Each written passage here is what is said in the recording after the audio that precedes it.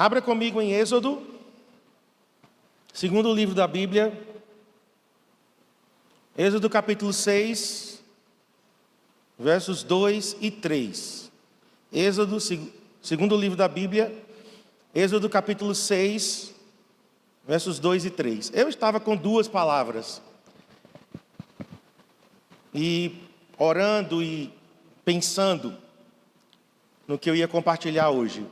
As duas são bem parecidas, mas os caminhos são diferentes. Porque uma das palavras que eu pensei, e futuramente eu vou pregar novamente, são as etapas no caminho de Eliseu com Elias, até que Elias foi arrebatado.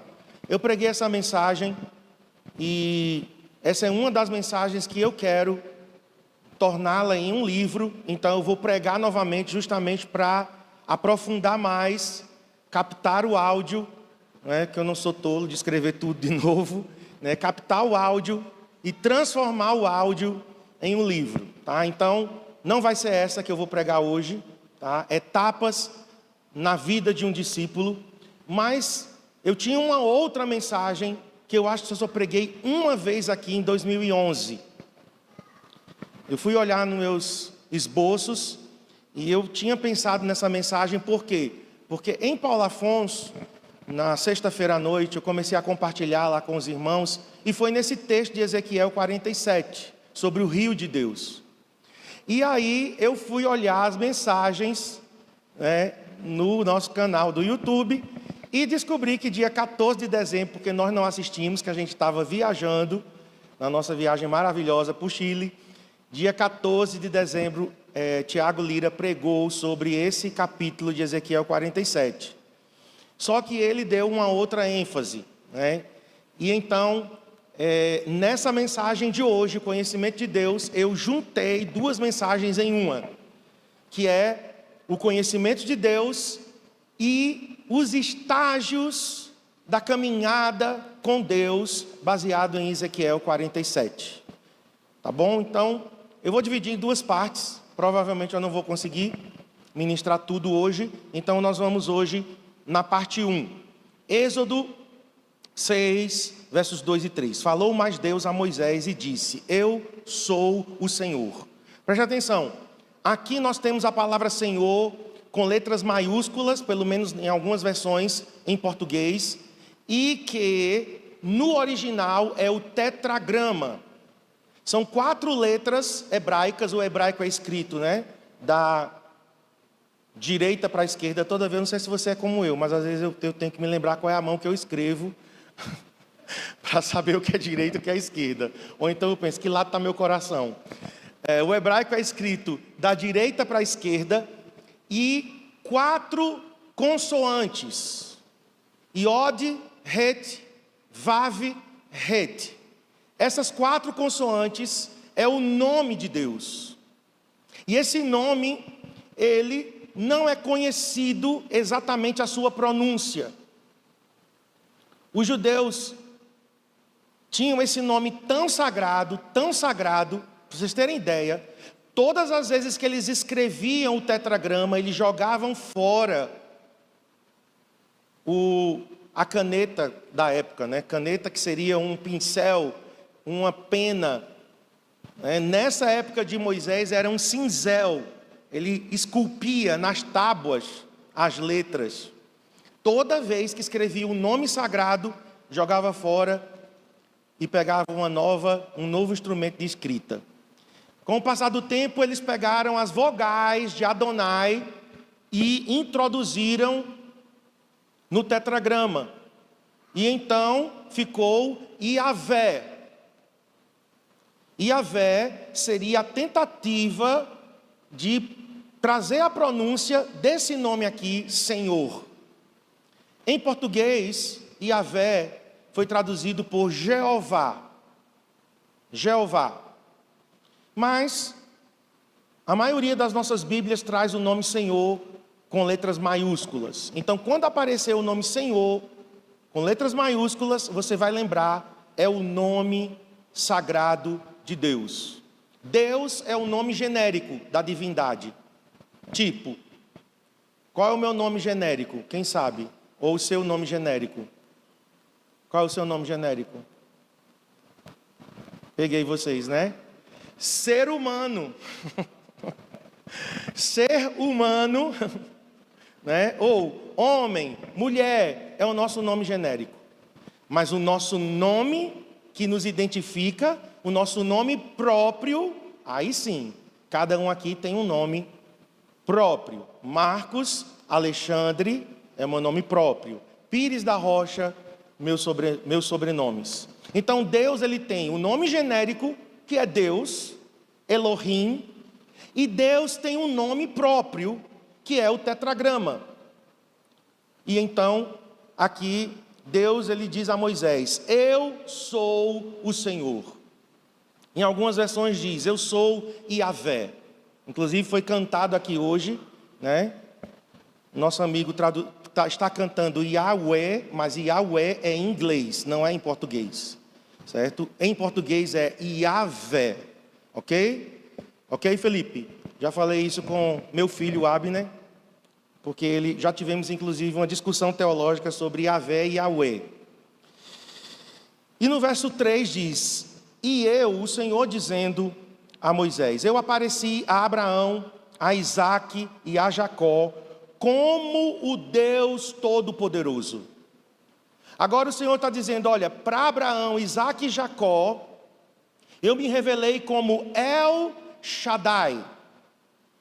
El é o nome Deus, porque Elohim pode ser também contraído para El. El, Deus, e Shaddai significa todo-poderoso. Então Deus está dizendo: olha, Moisés, para os patriarcas eu me revelei como El Shaddai, mas pelo meu nome, ele está falando do nome próprio, o Senhor, o tetragrama, não lhes fui perfeitamente conhecido. Olha só o que Deus está trazendo aqui de entendimento para Moisés. Moisés, para os patriarcas eu me revelei como El Shaddai, mas esta revelação não era perfeitamente. Vamos lá. Perfeitamente significa plenamente, completamente, totalmente. Então, a primeira coisa que eu quero te chamar a atenção é que o nosso Deus, ele não quer que a gente conheça ele superficialmente. O desejo de Deus é que nós, o seu povo, nós, os seus filhos, o conheçamos plenamente, totalmente, completamente. Se Deus estava dizendo isso a Moisés na antiga aliança, imagina hoje na nova aliança. Porque, queridos, na nova aliança, Deus se revelou na pessoa de Jesus Cristo. A revelação de Deus perfeita foi no Filho. Eu gosto dessa música, né, do Alessandro. Até em Caruaru eu comentei que, na minha opinião, ela realmente é uma obra-prima. Inclusive, ela me remete a um outro compositor, que foi Cláudio Claro, que também era um artista, assim, não no sentido de artista, né, mundano, mas da arte. Cláudio Claro foi um cara que compôs músicas belíssimas, com letras profundas e bíblicas e com arranjos, né, bem diferentes. Essa música que foi cantada aqui hoje diz: eu persegui sua glória, achei o Filho. Todas as vezes que você perseguir em conhecer a Deus, todas as vezes que você quiser avançar em conhecer a Deus, você vai chegar em Cristo. Porque Cristo é a expressão máxima da revelação do Pai. O escritor aos Hebreus diz que Deus antigamente falou através dos pais e dos profetas, mas agora Ele falou através do Filho. Quando Filipe disse a Jesus: mostra-nos o Pai, o que foi que Jesus respondeu para Filipe? Eu estou com você há tanto tempo. Olhe para mim, que você verá o Pai. Então, queridos, Deus quer ser plenamente conhecido. Paulo, ele usa uma palavra para conhecimento, que é gnosis. Em vários trechos de Paulo, ele usa a palavra gnosis, que é conhecimento. Mas em alguns textos específicos, Paulo usa uma outra palavra, que é epignosis. E epignosis significa pleno conhecimento. Quando Paulo ora pelos Efésios, ele diz: eu peço espírito de sabedoria e de revelação no pleno conhecimento de Deus. Então olhe para mim, existe um conhecimento e existe um pleno conhecimento de Deus. Nós podemos conhecer Deus apenas teoricamente, teologicamente, e é muito bom, já fiz teologia. Eu e Cristiane fizemos Instituto Bíblico, 2 anos. Cristiane fez escola de preparação missionária. Viemos, casamos, fizemos bacharelado em teologia. Fizemos algumas especializações. Eu já fiz especialização na área de teologia, em teologia paulina, em ciências da religião. Cristiane fez em ciências da religião, em aconselhamento cristão. É muito bom estudar, mas isso é conhecimento, é um nível. O que Deus está dizendo a Moisés e que Paulo entendeu é que existe um conhecimento perfeito, existe um conhecimento mais avançado. Eu poderia comparar aqui com o conhecimento que vocês têm de mim. Vocês me conhecem, mas Cristiane me conhece plenamente. Ninguém aqui, nem meus filhos. Tem coisas que só ela viu.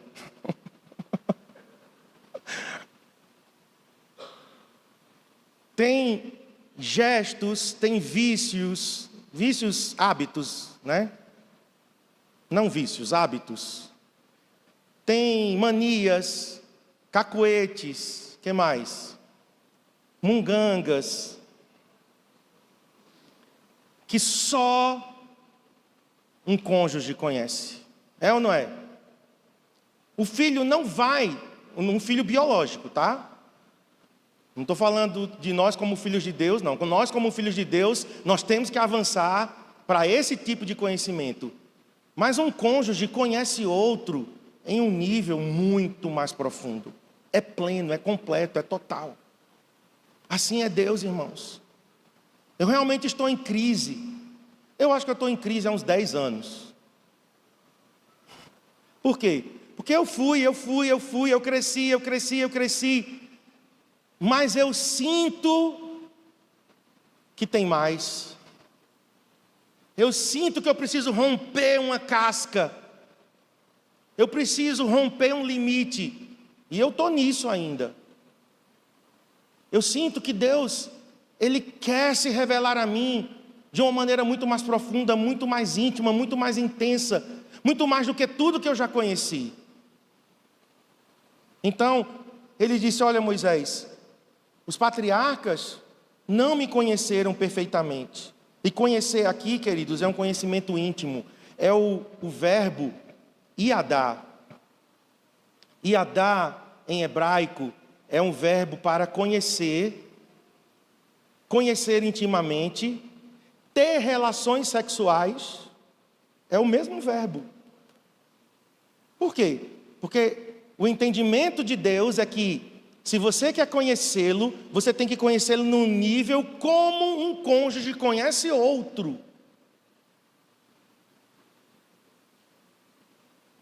Então, é um conhecimento mais profundo. Por isso que nós levamos tanto a sério a questão de relações sexuais. Sabe por quê?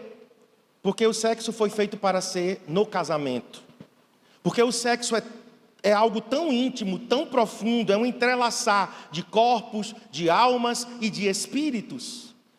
Paulo disse que quem se une a uma prostituta é um com ela. E ele estava dizendo, quem se une ao Senhor é um com Ele. Olha a comparação. Paulo está dizendo, olha, numa relação sexual, um homem se une a uma mulher num nível muito mais profundo. Por isso que tem pessoas que... Isso vai puxando outros assuntos, e eu vou pensando aqui. Mas tem pessoas, por exemplo, que elas chegam para mim e dizem, pastor, eu não consigo abandonar esse relacionamento. Eu estou num relacionamento pecaminoso com a minha namorada, com a mulher, e eu não consigo. Sabe por quê? Porque houve relação sexual e há um entrelaçar de almas, de sentimentos. E Paulo disse, olha, quem se une ao Senhor espiritualmente, está indo num conhecimento mais profundo de Deus. Está conhecendo Ele intimamente. Que coisa profunda, que coisa linda. Então, aqui esse versículo, Deus está deixando claro, olha, Moisés, eu quero que você me conheça mais plenamente. Eu quero que você vá numa intimidade de toda uma vida, como num casamento. Quantos casados temos aqui? E vocês sabem que a gente conhece o nosso cônjuge, mas à medida que você convive, você vai conhecendo mais. Você vai conhecendo mais. Alguns cônjuges são como cebola. Quanto mais descasca, mais lágrima. Mas alguns são como romã. Romã é uma fruta linda, né? Quando você descasca a romã, você vai tirando gomos e gomos. Que o seu cônjuge seja uma romã e não uma cebola. Primeiro, do conhecimento de Deus é que Ele é pessoal e direto. Coloca aí para mim, número 1. 1 Timóteo 2:5. Se você puder ler comigo, para você interagir aqui comigo, vamos ler 1 Timóteo 2:5. Pois há um só Deus e um só mediador entre Deus e os homens, o homem Cristo Jesus. Quantos mediadores existem? Só um. Nós não precisamos de intermediários no nosso relacionamento com Deus. Ele é pessoal e Ele é direto. Seu conhecimento de Deus, seu relacionamento com Deus é pessoal e é direto. Só Jesus é o nosso intermediário. Por isso que nós não aceitamos outros mediadores. Respeitamos Maria, mas Maria para nós não é uma mediadora. Nós respeitamos e admiramos os santos. Eles são dignos de respeito, embora não tenhamos eles como intercessores, mas temos eles como pessoas que foram exemplares na sua vida, né? Eu fui criado numa cultura totalmente anticatólica. Minha mãe, ela saiu do catolicismo e ela foi ensinada a ser completamente avessa ao catolicismo. Mas a verdade é que tem muita coisa no catolicismo que é comum a nós. Até 1517 nós éramos uma só igreja. Já tinha tido lá atrás uma divisão da ortodoxa com a católica, em 1051, mas foi uma divisão não teológica, né? Foi por alguns detalhes muito pequenos, foi algo de teologia, mas foi muito pequeno. A ruptura grande foi com a reforma protestante. Mas nós temos muitas coisas em comum. Por exemplo, como eu posso negar a importância de Agostinho de Hipona? Não tem como. Porque depois de Jesus, depois do apóstolo Paulo, Agostinho de Hipona foi o maior teólogo da igreja. A experiência de conversão de Agostinho foi linda.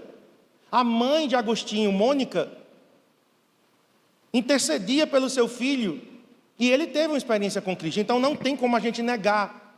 Joana d'Arc. Se você não conhece a história de Joana d'Arc, você precisa conhecer. É linda a história. Joana d'Arc foi tida como uma bruxa, por quê? Porque ela tinha visões de Deus. Eu estava lendo hoje sobre Teresa d'Ávila, que já foi depois da Reforma. Mas ela foi uma mística católica. E é dela a frase: quem é você? Ela disse: eu sou Teresa de Jesus. E Jesus disse: eu sou Jesus de Teresa. Ela tinha experiências profundas com o Senhor. Então, admiramos essas figuras da igreja, admiramos como exemplo Francisco de Assis mesmo, na sua renúncia, no seu voto de pobreza. São muitos exemplos. Mas não temos nenhum deles como intercessores e mediadores. mediador, só um. Paulo disse, Jesus Cristo, homem. 100% Deus, 100% homem. Então o nosso caminho com Deus é pessoal. O nosso caminho com Deus, gente, é direto. Cada um tem o seu próprio caminho. Nem eu e Cristiane temos o mesmo caminho. Apesar de casados, pastores, temos um chamado, estamos juntos há 30 anos, casados, mas que a gente se conhece tem 38 anos, eu acho, 34 anos que a gente se conhece. Mas o caminho de Cristiane com Deus é um. O caminho de Marcos com Deus é outro. É individual. Às vezes a gente quer pegar carona na fé do cônjuge. Porque o teu cônjuge é uma mulher de Deus, um homem de Deus, aí você quer se escorar nele e nela. Não existe isso. Quem é casado aqui, teu caminho é individual com Deus. E se você não for, você não vai. Não adianta. Você acha que vai ser o sapo que não podia entrar no céu e entrou dentro do buraco do violão? Quem lembra dessa história? Quando criança eu li, o sapo que queria entrar no céu, era proibido dele entrar no céu. Não sei por quê, porque sapos também são criaturas de Deus, né? Alguns aqui não gostam de sapo, mas Deus criou os sapos também. Mas estava proibido, e ele viu um violão, uma viola, que ia para o céu, viu a boca e entrou no violão para entrar no céu. O resto da história eu não lembro como foi, se descobriram ele ou não. Mas, às vezes a gente está querendo pegar carona na fé dos outros. Mas o conhecimento de Deus é pessoal, é direto. Pessoas como pastores, líderes de célula, discipulador, podem nos ajudar, mas não são muleta na nossa vida. Pare de fazer seu discipulador, seu líder de célula, seu pastor, como uma muleta na sua vida. Você não pode. Se você fizer isso, você está dizendo que existem outros mediadores. Nós te ajudamos. Um discipulador, um líder de célula, um pastor, é o quê? É alguém que já foi um pouco mais à frente, que nos ajuda, que nos auxilia. Às vezes você não está conseguindo ir sozinho, precisa da ajuda de alguém, como os amigos do paralítico, que ajudaram ele a descer até a presença de Jesus. Mas depois que ele foi curado, ele andou com as próprias pernas. E às vezes a gente está desenvolvendo essa mentalidade, na dependência de alguém. Então não vamos cometer esse erro. Irmão, seu conhecimento de Deus, seu acesso a Deus é direto, é pessoal. Você mesmo pode ir até o Senhor, sem intermediários. Deus fala com você e comigo diretamente. Eu sou muito fã do Loren Cunningham. Ele escreveu Podes Falar, Senhor, estou ouvindo, fundador da Jocum. Eu li esse livro ainda no Instituto Bíblico. Ele dizia, quando Deus tem algo importante para dizer, Ele diz diretamente a você. Ele não vai mandar recados. Deus pode usar um profeta, Deus pode usar um irmão para confirmar o que Deus já vem falando contigo. Então tem muita gente hoje que vai para as igrejas para ouvir profecia. Não, eu vou ouvir uma revelação, eu vou ouvir uma palavra profética. Geralmente são pessoas que não têm relacionamento com Deus, não gastam tempo com Deus, não lê a palavra e eles querem o quê? Uma mensagem de Deus pronta e direta para dirigir suas vidas. E outra coisa, dirigir a vida até num nível bem perigoso. Case com fulano, diz o Senhor. Pare com isso. Não existe profecia nesse nível de casamento. Mude de cidade. Se Deus não falou contigo, Deus tem que falar com você primeiramente. Faça isso, faça aquilo. Profecia nunca é diretiva assim, dando direção. Sem Deus ter falado com você, profecia é confirmação. Você tem um caminho com Deus, você tem um relacionamento com Deus. Deus já vem falando com você algumas coisas. Então eu sou carismático, eu acredito nos dons espirituais, Deus nos usa nos dons. Mas essa história de profecia, substituindo um relacionamento com Deus, decisões importantíssimas das pessoas sendo guiadas por profecia, isso é muito perigoso.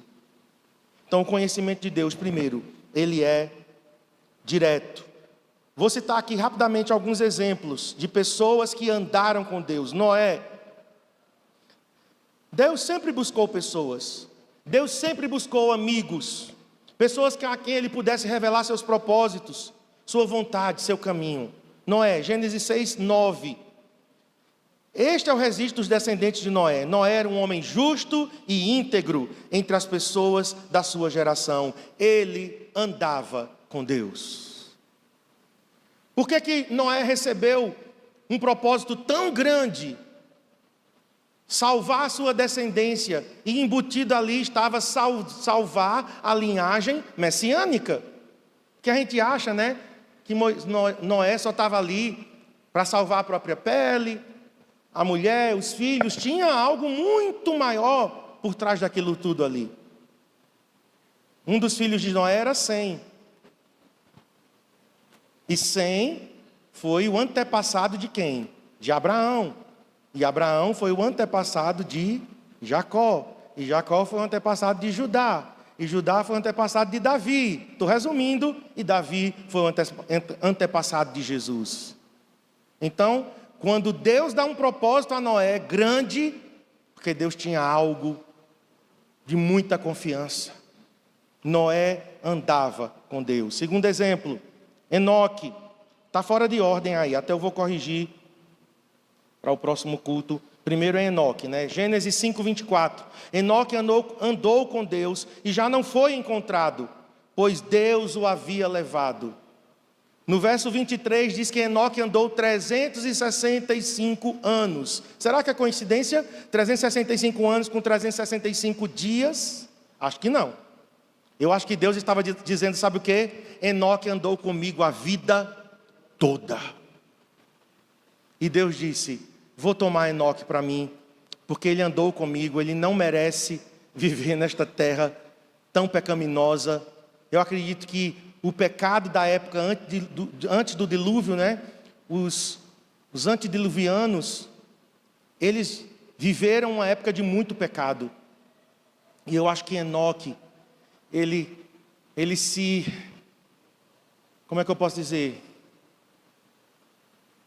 Ele se agoniava, né? Ele se afligia, porque um homem justo, santo, diante do pecado, isso vai o afligi-lo, isso vai incomodá-lo.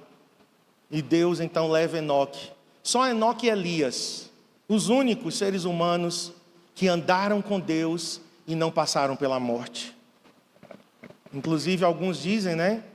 Eu não tenho muita certeza, mas que Enoque e Elias voltarão como as duas testemunhas em Apocalipse, para passarem pela morte como todo ser humano. Eu não sigo muito essa linha escatológica não, tá? Mas a verdade é que Enoque andou com Deus. Próximo agora, Abraão.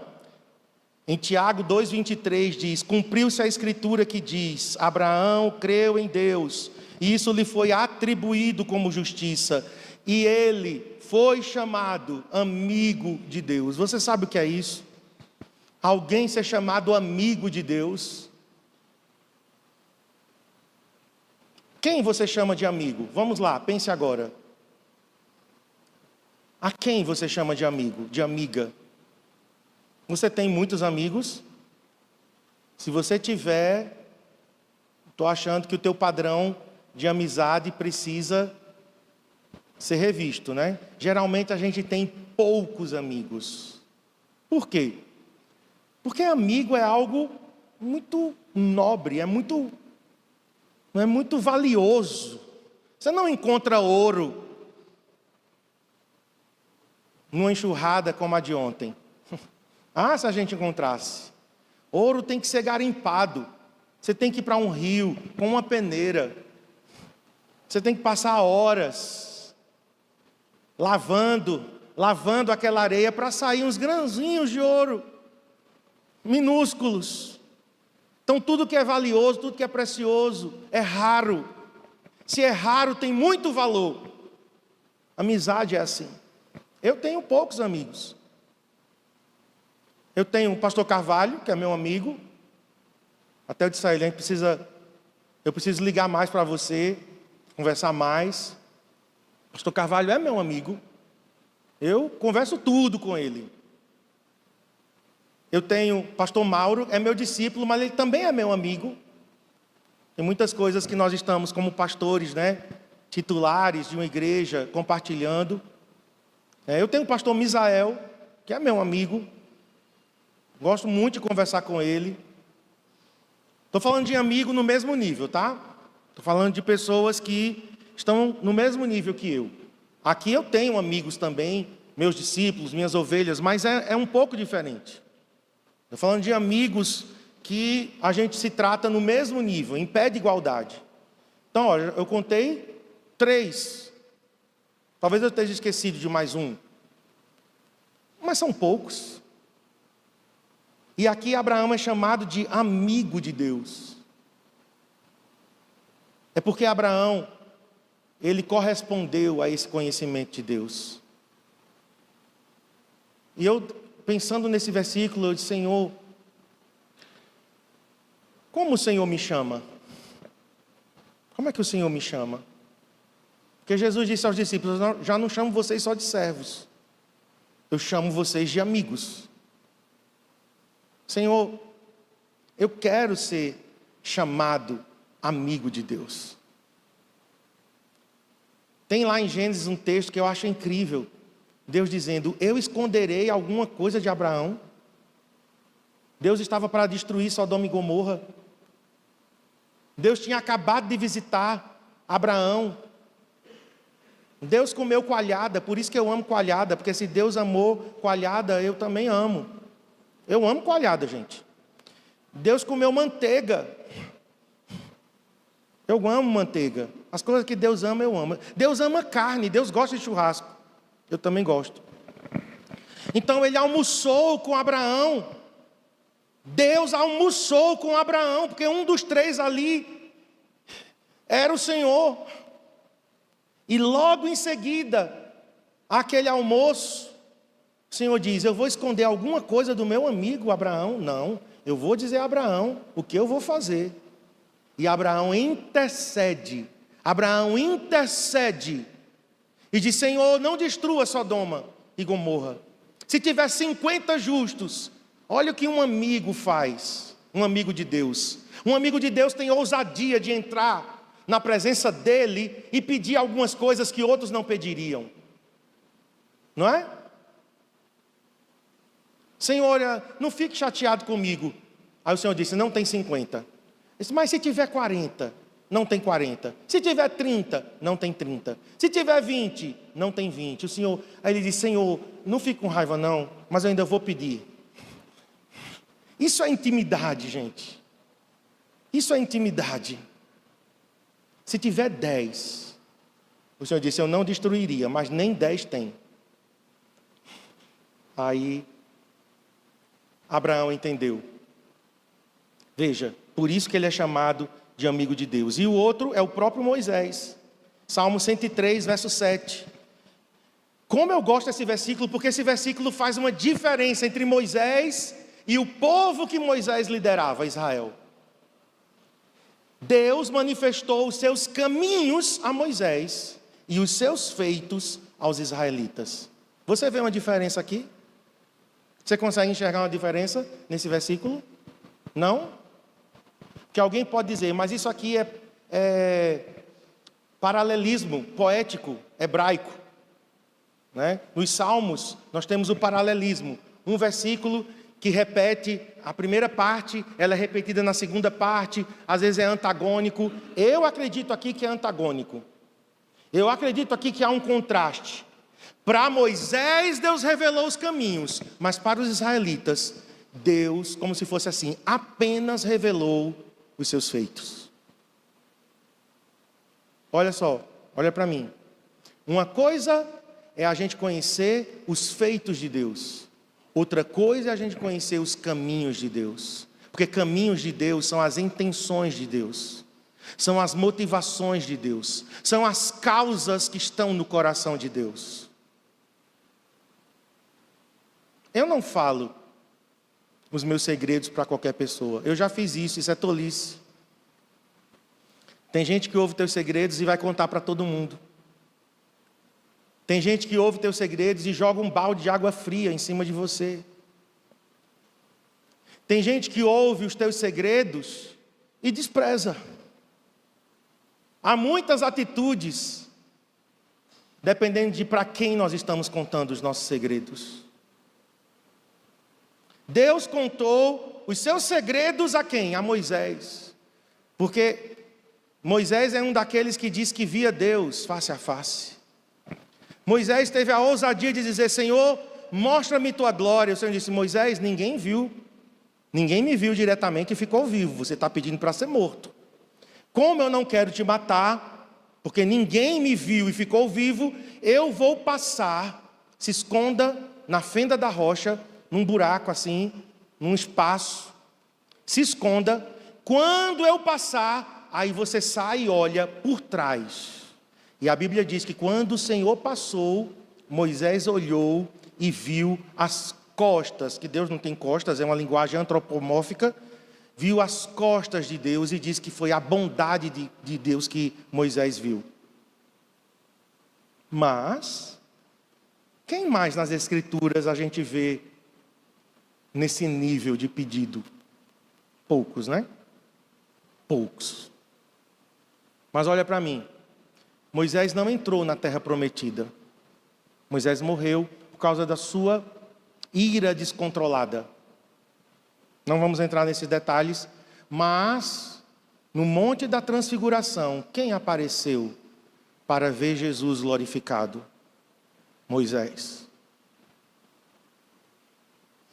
Poderia ter sido qualquer outra figura. Abraão poderia ter aparecido lá.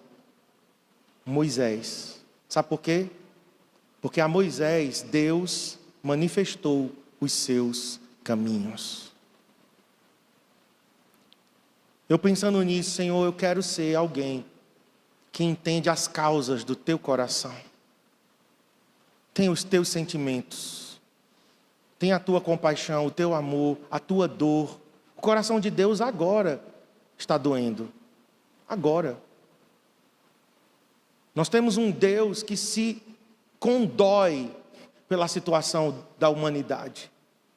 Essa causa do coração de Deus, se eu sou amigo, eu vou sentir. Vamos mais à frente. Paulo é um desses amigos de Deus. E olha o que Deus diz através de Ananias. Não está na tela, mas abra aí comigo em Atos 22. Atos 22, de 12 a 15.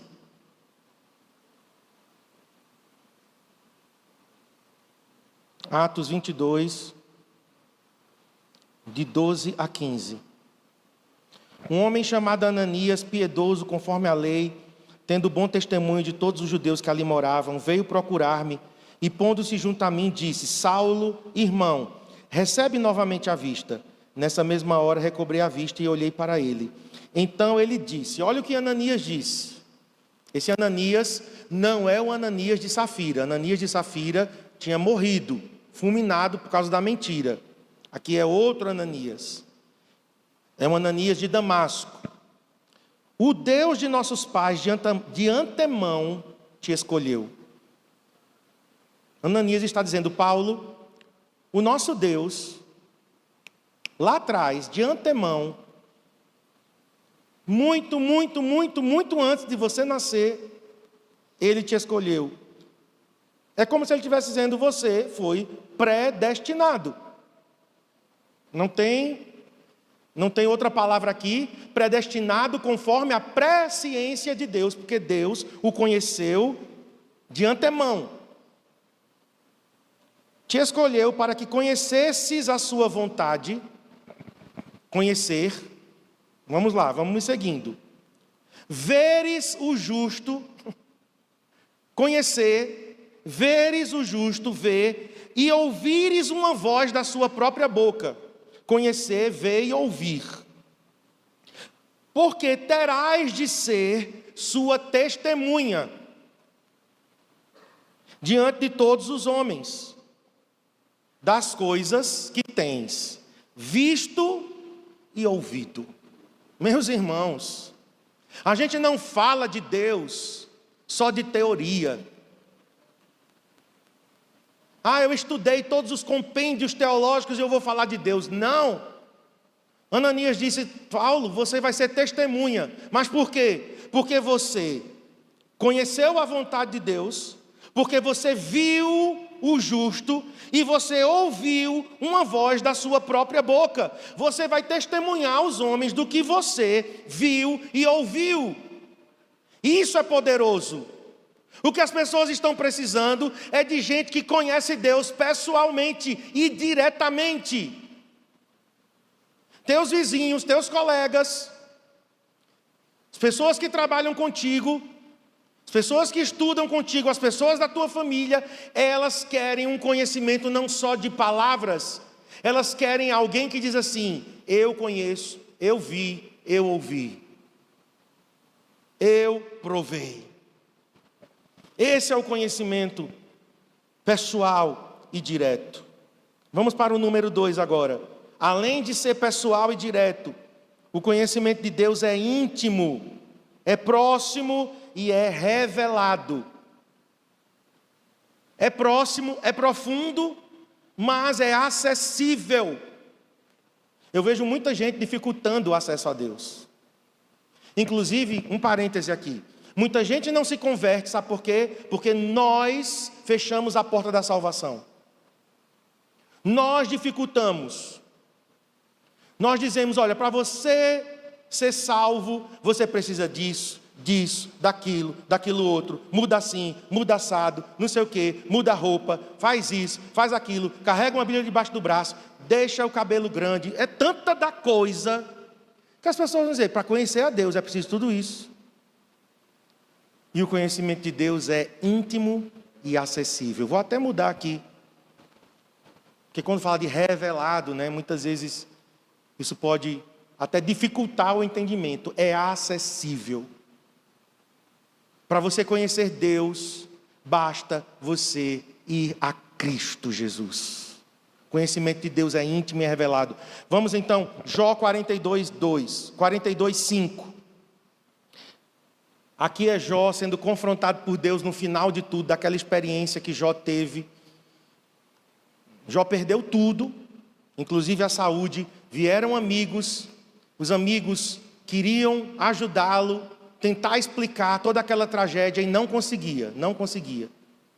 Só teve um, que é o último, se não me engano o nome dele é Eliú, que foi o que mais chegou perto, mas mesmo assim não conseguiu. E então Deus se revela a Jó no capítulo 38. Do 38 em diante, é Deus se revelando a Jó. E Jó chega a esta conclusão: eu te conhecia de ouvir falar, mas agora os meus olhos te veem. Deus, antes dessa experiência dolorosa, trágica, antes de todas essas perdas, desse deserto que eu passei, eu te conhecia só de ouvir falar. Mas Deus, no capítulo 1, diz o que a Satanás? Quando Satanás se apresenta entre os anjos: viste o meu servo Jó, homem reto, íntegro e que se desvia do mal? Então Jó, ele já tinha um certo conhecimento de Deus, mas ainda não era profundo, não era íntimo.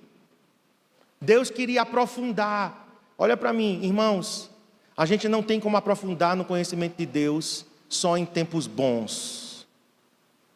Se fosse assim. Eu não quero enfrentar nenhuma luta, eu não quero enfrentar nenhuma tribulação, eu não quero enfrentar nenhum obstáculo, eu quero que a minha vida seja plana, reta, ascendente, acelerada, muitos frutos, dinheiro, saúde. Você nunca vai conhecer Deus.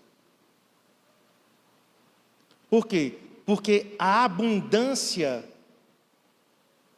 em tempos de abundância, a nossa dependência de Deus tende o quê? A diminuir. Isso já é do ser humano. Eu estou próspero, eu estou com saúde, eu estou com muito dinheiro, aí eu tendo a esquecer Deus. O inverso é igual. O inverso, né? Quando eu entro em lutas, em tribulações, em guerra, em escassez, então eu me quebranto na presença do Senhor e vou buscá-lo. A escassez tem um objetivo corretivo, disciplinar, nos levar para Deus. Quando era para a gente na abundância continuar fiel a Deus. Alguns conseguiram, tá? Não é impossível não. Não é que quem é fiel a Deus não pode ser... Não, tem gente próspera que consegue manter-se fiel a Deus na abundância. Mas vamos dizer que muita gente se perdeu na abundância. E é no deserto que o Senhor vai tratando coisas muito arraigadas da nossa alma, de independência, de rebelião, de orgulho, de rebeldia. É muita coisa na nossa alma que Deus precisa quebrar, quebrantar. O Watchman Nee disse isso, que o espírito, para ele poder aflorar, a alma tem que ser quebrada. O quebrantamento da alma, para que o nosso espírito desabroche. É como um pintinho dentro da casca. A casca é a alma. Precisa ser rompida, o casulo para a borboleta voar. E Deus usa pedagogicamente as perdas, as lutas, as tribulações, a escassez. É pedagógico. Porque Ele quer o nosso bem. Volto a dizer, não significa que você não pode ser próspero e fiel a Deus e conhecer a Deus. Quem dera que a gente amadureça a esse ponto de ser próspero financeiramente, saúde, família abençoada e continuar crescendo no conhecimento de Deus. Eu confesso para vocês, vou falar de mim, tá? Não vou falar de vocês. Tem nada a ver com vocês, né? Vou dizer com o pastor Ivanildo. Eu conheço um caso ali de uma pessoa, que eu funciono na pressão, na escassez, no deserto. Todas as vezes que eu tenho um pouquinho de folga, aí eu relaxo. Estou falando de mim, né? Tem nada a ver aqui com vocês, tá? Eu sou o pior dos pecadores aqui.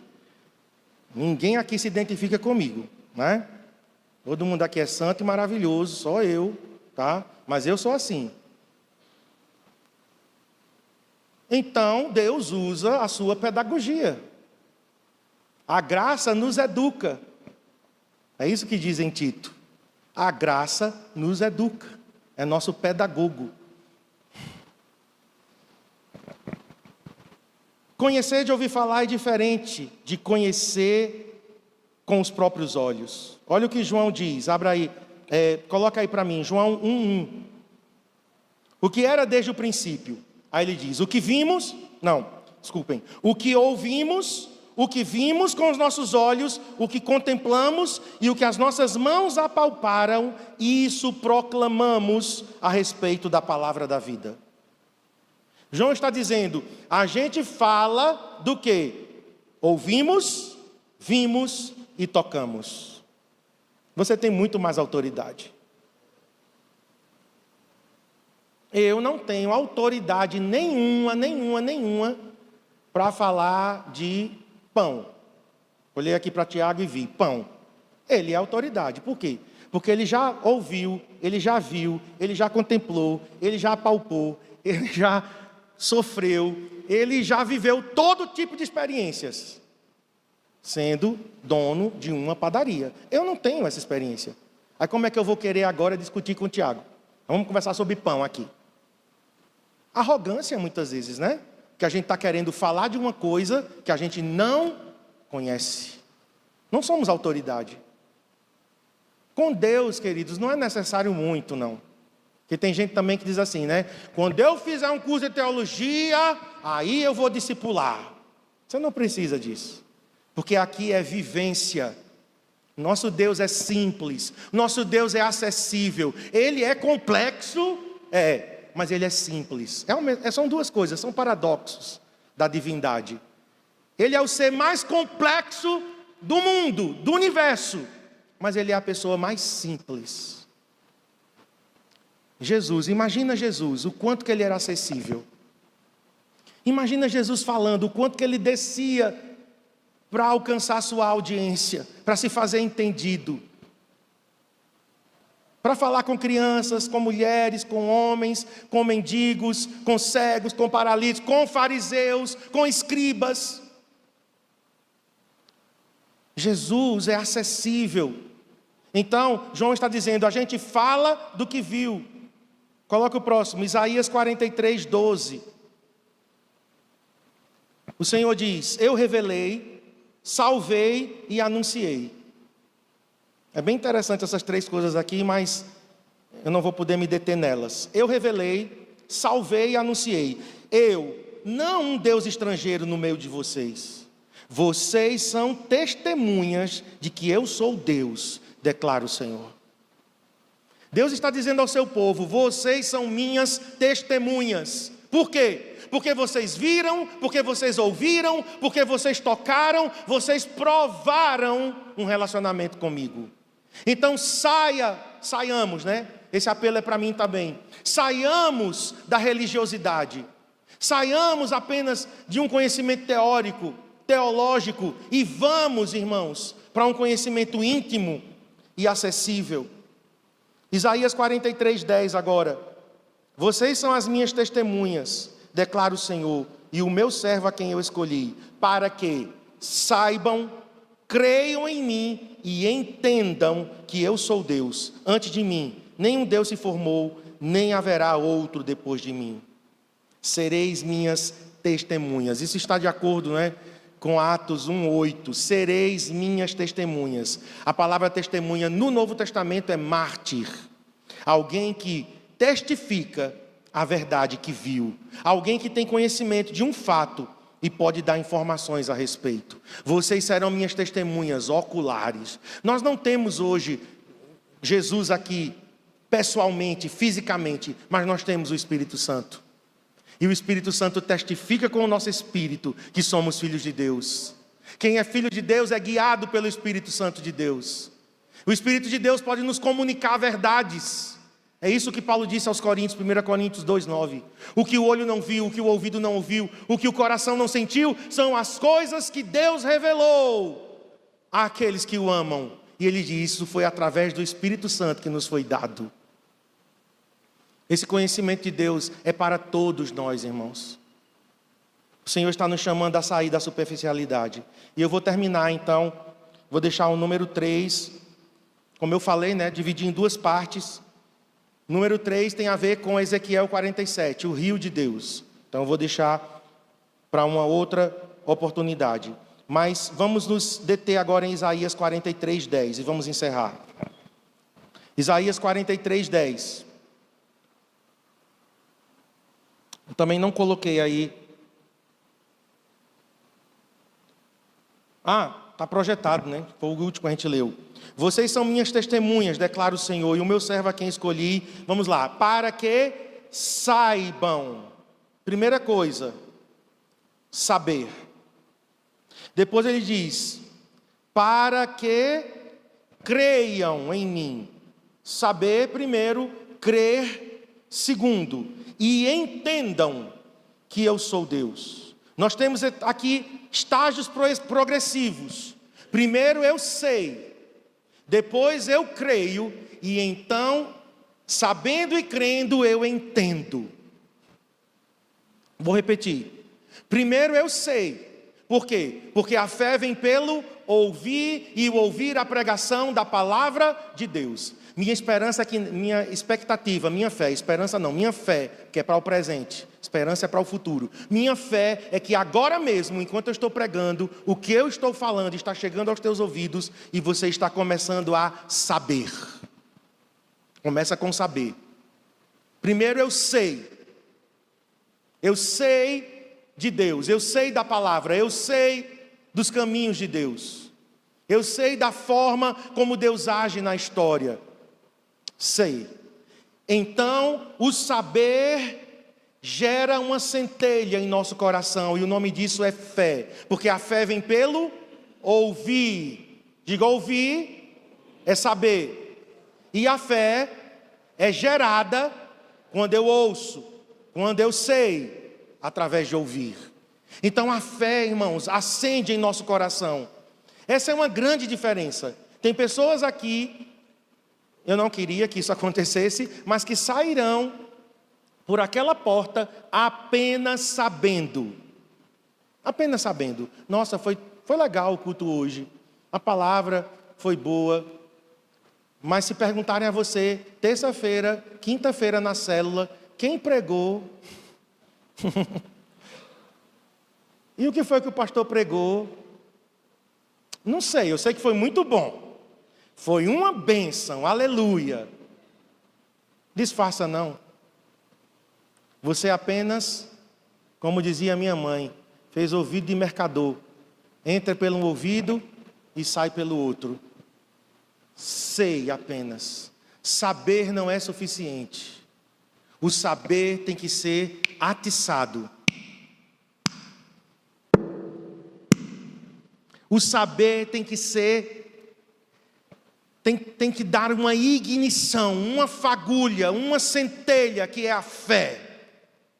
Pela graça sois salvos por meio da fé. Como que alguém é salvo?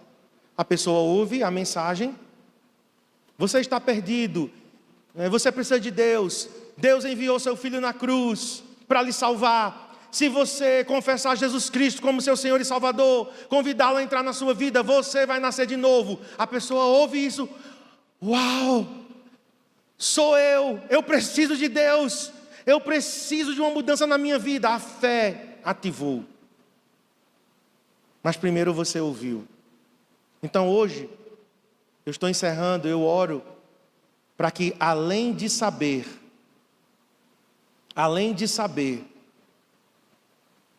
você creia. Agora, o terceiro estágio é o que eu quero estar. Eu quero entender os caminhos de Deus. Eu quero entender o coração de Deus. Como é que Deus age? O que é que Deus está fazendo hoje na terra? Porque o nosso Deus está agindo, o nosso Deus está ativo, o nosso Deus é um Deus dinâmico. O que Deus está fazendo hoje? Então fique em pé para a gente orar. Saber pela observação é uma coisa. Saber pensando é uma coisa. Saber experimentando é outra. Eu vou dar um exemplo aqui. Alguns aqui provavelmente já comeram, mas alguns já viram a foto, mas não sabem o que é. Na época que eu morei na Bolívia já tinha, mas agora nessa viagem para o Chile, eles têm uma coisa chamada guacamole. Guacamole. Só dizer o nome para muitas pessoas aqui não vai significar nada. Sem pesquisar agora no Google, nem no ChatGPT. Quem aqui não sabe nada sobre guacamole? Guacamole, levanta a mão. Que palavra é essa? Guacamole? Levanta a mão. Ok. Agora eu vou descrever o que é guacamole. E olha a reação que vocês vão ter. Guacamole é abacate cortado em cubos ou machucado, tipo uma pasta, e coloca cebola, alho e sal e tomate. Ok? Visualiza agora. Visualizou? Abacate misturado com cebola, alho, sal e tomate. E você passa isso no pão, nos tacos, né? Naquelas, tipo, não é Doritos não, né? Não coma Doritos. Doritos eu amava Doritos, mas depois que eu vi a quantidade de sal que tem Doritos, mas é imitando os Doritos, que são do México, né? Umas tortilhas. Aí você passa como patê e come. Eu comi. Eu posso dizer a vocês que gosto tem guacamole? E você vai sentir o gosto? Não. Eu posso dizer aqui, eu posso descrever de todas as formas. Eu vou dizer a vocês só uma coisa: é diferente. Pronto. Compre abacate essa semana. O abacate está em promoção. Compre abacate e faça. Prove. Você vai gostar. Pastor, mas eu só como abacate com leite e açúcar, vitamina, amassado com leite em pó. Todos nós fomos criados nesse conhecimento. Mas existe um outro conhecimento. Se a gente for, a gente vai avançar. E alguns aqui vão se surpreender e dizer: poxa, eu nunca imaginei que abacate desse jeito fosse gostoso. Agora eu vou perguntar: quem já comeu guacamole aqui?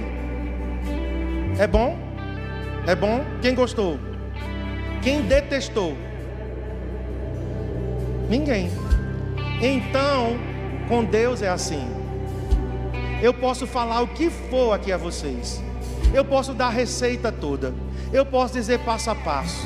Eu posso explicar os termos teológicos, os nomes da divindade, como eu comecei aqui, né? Elohim, El Shaddai, Yahvé. O que isso vai provocar em você? Entendem? Porque não é saber conhecendo, é saber experimentando. Ó, provai e vede que o Senhor é bom. Fecha teus olhos. Vamos encerrar agora. Salmo 34. Ó, provai e vede que o Senhor é bom. A palavra aí, provar, é degustar, saborear. É você comer algo novo que você nunca provou antes. Então o conhecimento de Deus, ele é direto. O conhecimento de Deus é pessoal. Mas o conhecimento de Deus é profundo e é acessível. Está disponível a todos nós. E eu quero, Senhor, eu quero sair do nível que estou, de apenas saber e crer, para entender. Senhor, eu quero ir, Senhor, para águas mais profundas. Já antecipando o que vamos falar aqui na próxima vez. Leva-nos a águas mais profundas. Se você se identifica com isso, se você reconhece que tem sido apenas um religioso, você ouve palavra após palavra, você sabe teoricamente, tecnicamente, teologicamente, mas você quer provar, você quer experimentar esse conhecimento de Deus, porque Ele é uma pessoa. Deus não é uma ideia abstrata, Deus não é uma força, Deus não é um vento. Não, Ele é uma pessoa. Por isso que nós dizemos as três pessoas da Trindade, 3 em 1, 3 pessoas. Ele tem pensamento, Ele tem vontade. O nosso Deus, Ele tem emoções. Ele se alegra, Ele se ira, Ele se entristece. O nosso Deus aprova, desaprova. A pessoa mais fascinante desse universo, o homem mais notável é Jesus Cristo. A pessoa mais magnífica, nobre, a pessoa mais excelente. Se você o conhecer, nunca mais você vai querer voltar atrás. Então vamos, queridos, vamos, irmãos, levante suas mãos aos céus e digam a Ele.